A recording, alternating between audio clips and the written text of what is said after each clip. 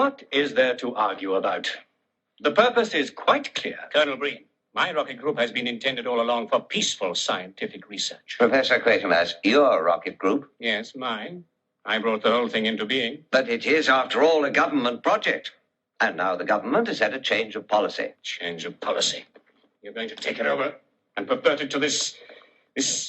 Listen, within 10 years, there will be permanent bases on the moon, perhaps even on Mars. Military bases? Of course. The present world situation makes that quite clear. Whoever plants them first will be able to police the Earth with ballistic missiles. So we must be in the race. Well, of course. The ultimate weapon.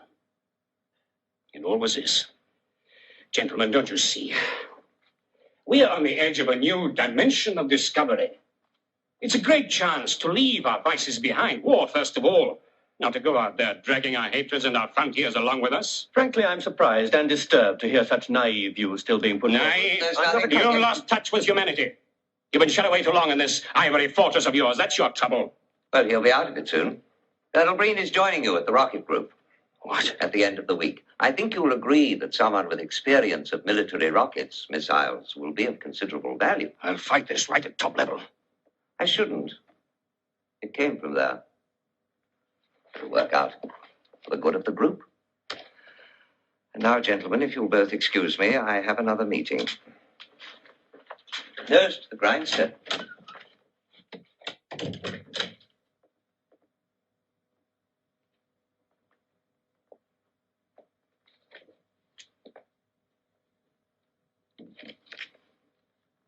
I won't resign, if that's what you want. Of course not.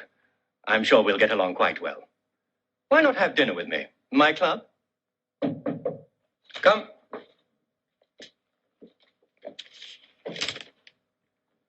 I can't possibly. Who's this from?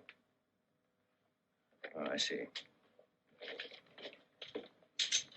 Do you ever find your early career catching up with you? I never had a career, only work. What was yours? Enemy missiles. Do you mind stopping up on the way for a couple of minutes?